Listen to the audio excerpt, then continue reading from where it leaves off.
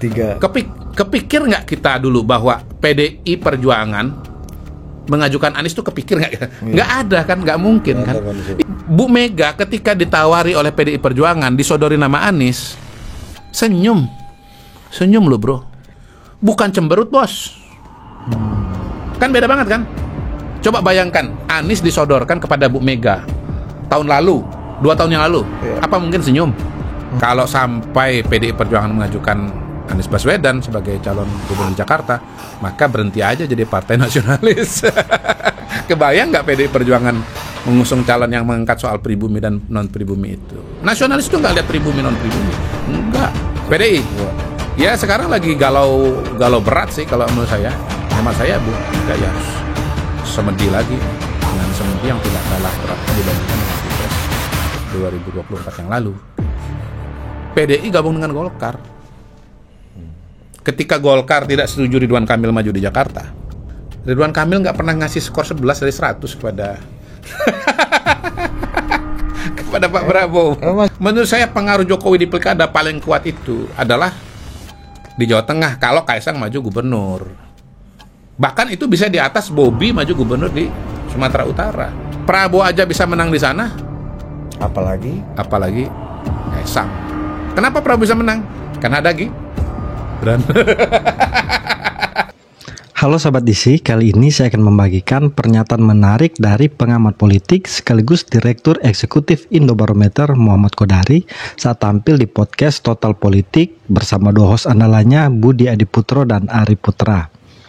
Pada kesempatan itu, Kodari menyorot kebimbangan Ketua Umum PDI Perjuangan Megawati Soekarnoputri untuk Pilkada Jakarta. Apakah Megawati akan mendukung Anies Baswedan atau tidak? Menurut Kodari, Megawati saat ini lagi galau berat memikirkan hal tersebut. Bahkan dia menyarankan Megawati agar bersemedi kembali untuk berbicara dengan arwah Bung Karno untuk meminta petunjuk. Karena kegalauan Pilkada Jakarta ini, menurut Kodari, tidak kalah dengan kegalauan Megawati di Pilpres 2024. Kodari juga menguraikan peluang besar anak Jokowi Kaisang Pangarep maju di Pilgub Jawa Tengah yang menjadi kandang banteng. Menurut Kodari, Kaisang lebih berpeluang menang di Jawa Tengah karena faktor Jokowi. Terbukti Prabowo Gibran yang awalnya diragukan tapi akhirnya menang di Jawa Tengah. Kaisang pun diibaratkan akan menjadi hiu bagi lawan politiknya. Tak perlu berlama-lama, yuk kita simak bersama video berikut ini.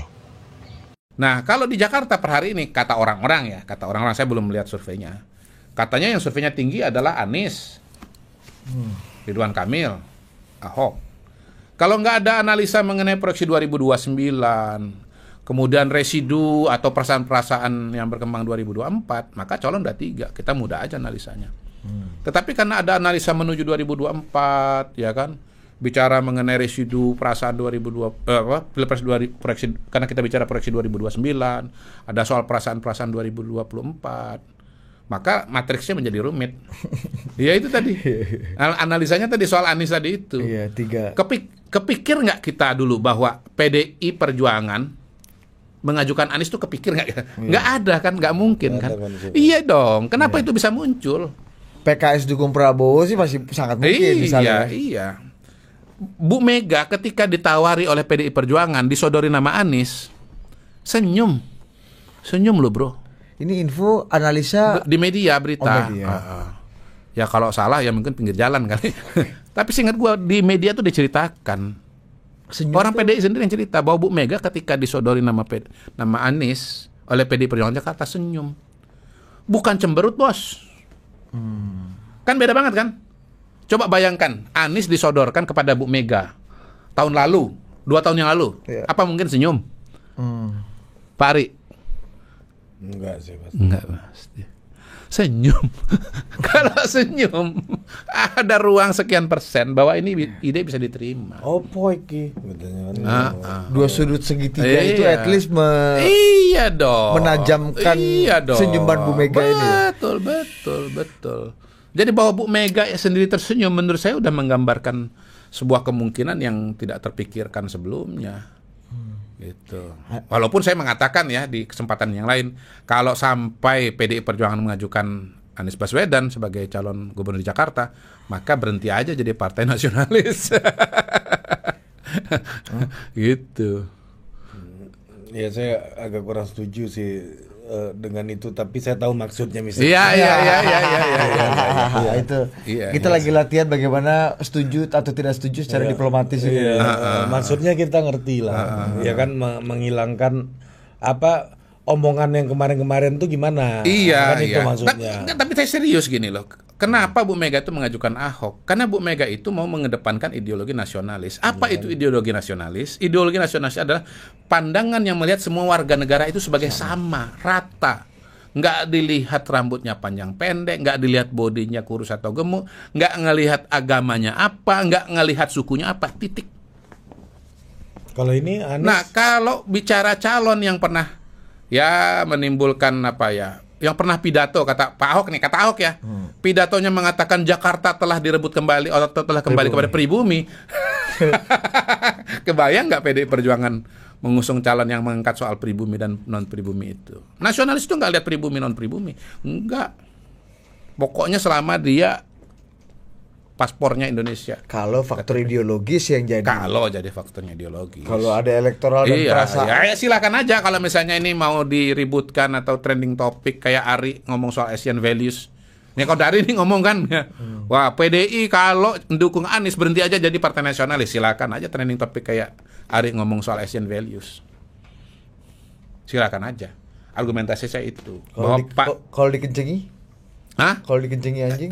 Dikencingi secara digital. Kalau trending topik di X itu kan secara digital. Walaupun itu juga adalah ditiup angin kencang juga itu. Iya. Gitu. Ada yang kencang dan ada yang kencing ya. Ada yang kencang, ada yang kencing. Nah ini kita balik lagi ke sini nih misalnya. Mana? PKS ini. PKS tuh memang nggak ada pilihan lain selain bersama Anies. Saya kira begitu. Satu, dia kan Mas Riko bilang tadi yang butuh cepat Anies kan. Ya. Pertama begini, Sohibul Iman kan nggak punya elektabilitas. Sohibul Iman ditandingkan dengan HNW yang udah kalah aja masih kalah loh menurut saya. Survei nih, Hidayat Nur Wahid dengan Sohibul Iman. HNW udah kalah. Udah kalah ya dia kan. Pernah kalah. Tapi kalau ditarungkan HNW dengan Sohibul Iman masih, saya yakin masih tinggi HNW daripada Sohibul Iman. Apalagi mau lawan yang lain, gitu. Jadi kalau kita bicara pilpres, pilkada itu kan mau nggak mau soal elektabilitas kan harus dihitung. Yang kedua, PKS nggak bisa maju sendirian, kursinya 18. Dia perlu tambahan kursi. PKB punya 10, lebih daripada cukup. Pasti barang ini jalan. Jadi ini adalah paket lengkap. Punya elektabilitas, punya kursi partai. Lengkap. Langkahnya PDI gimana Mr. Go? PDI? Ya. Ya sekarang lagi galau berat sih kalau menurut saya, antara dendam masa lalu ya kan, dengan ingin meraih kursi lagi, dengan beban ideologis gitu. Ini bukan PR yang mudah buat Bu Mega dalam mengambil keputusan. Hemat saya Bu Mega ya harus semedi lagi nih, dengan semedi yang tidak kalah beratnya dibandingkan dengan Pilpres 2024 yang lalu gitu. Gitu. Apalagi wakilnya ini Sohibul Iman kan. Tantangan PKS kan ada dua. Pertama mau mengusung tantangan PDI kan ada dua. Pertama mau mengusung Anies, ada beban ideologis. Yang kedua, kalau tidak mengusung Anies, siapa? Ya kan tadi ada Andika, ya kan? ada Ahok. Yang ketiga, siapa partai politik yang mau bergabung dengan PDI? Itu menurut saya nggak mudah juga. Dengan situasi yang ada pada hari ini, hemat saya pilihannya cuman mengambil Nasdem kan? Atau gabung ke Kim. Tapi Nasdem, Surya Paloh saya baca hari ini di Rakyat Merdeka ketemu Jokowi 2 minggu sekali. Atau terjadi kejutan berikutnya misalnya yang bukan mustahil. Nah, ini kita buka semua. Ini kan kita diskusi mengenai analisa kan, papan catur nih kan. Iya. Dan ini bisa jadi ilham juga sih. PDI gabung dengan Golkar. Ketika Golkar tidak setuju Ridwan Kamil maju di Jakarta, dan di titik itu kemudian terjadi perbedaan pendapat Golkar dengan partai Kim, Koalisi Indonesia Maju, maka Golkar bukan mustahil dengan PDI Perjuangan mengajukan calon. Misalnya nih ya, Andika, siapa ketua Golkar Jakarta? Zaki. Ahmed Zaki Iskandar. Andika Ahmed, Andika Zaki lah. Itu bisa aja terjadi. Andika Erwin Aksa gitu misalnya. Atau Andika Erwin Aksa gitu. Kalau hemat saya sih lebih ke Andika dengan Ahmed Zaki ya, karena dia ketua Golkar dan dia sebagai mantan Bupati Tangerang, notabene juga satelitnya Jakarta ya. Ada argumentasi untuk mengusung Ahmed Zaki bahwa sedikit banyak dia bisa membantu bagaimana penataan Jakarta dengan kacamata yang dia lihat sebagai Bupati Tangerang dulu gitu. Paling enggak ya Zaki bisa mencegah agar asap polusi dari Tangerang jangan masuk Jakarta. Angin, Anda kan KTP-nya Tangerang. Jangan masuk Jakarta. Iya. Angin nggak punya KTP. Bener. Angin nggak punya KTP. Oke. Gitu. Menarik. Kalau Kaisang. kita berada di sepatunya Pak Kaisang dulu deh. Hah? Gimana nih Kaisang? Sepatu dulu deh. Enggak, ya itu terakhir maksudnya. Kan itu nanti saya mau bawa ke daerah yang lain sebetulnya. Oke. Kita Jakarta dulu deh ya. Naruh Jakarta dulu. Sepatunya, kaki kita di sepatunya Pak Prabowo. Apa ya yang paling strategis untuk kepentingan Pak Prabowo jika Prabowo ya 2029 masih akan mencalonkan lagi? Oke, kita kalau gitu mulai dari Jawa Barat. Pasti Pak Prabowo pengen Jawa Barat itu kadernya jadi gubernur. Which dan is? Itu baru terbuka kalau lebih terbuka kalau Ridwan Kamil nggak maju di sana. Yang maju adalah Deddy Mulyadi. Dan gini, kalau Ridwan Kamilnya di Jakarta, ya gini, kita lihat dari kacamata Pak Prabowo ya. Kira-kira Pilpres 2024 pada tahun 2029 ketika nanti itu Pilpres, lebih baik Gubernur Jakarta itu Anies atau Ridwan Kamil? Lebih baik yang mana? Nggak ada kalau saya. Kalau saya ya RK lah. Kalau saya lebih baik RK. Kenapa? Keberlanjutan, ya kan. Terus kemudian ya belum pernah jadi kandidasi di Pilpres kan. Kalau Mas Anies kan udah pernah jadi kandidat presiden. Paling nggak begini sih kalau mau agak sederhana sih. Ridwan Kamil nggak pernah ngasih skor 11 dari 100 kepada kepada Pak Prabowo. Masih hard feeling tuh kemungkinan. Ya dalam politik saya kira hal-hal yang kecil begitu tuh kadang-kadang punya pengaruh yang besar. Tapi kan kita juga nggak tahu Ridwan Kamil ada masalah lain sama Pak Prabowo kan.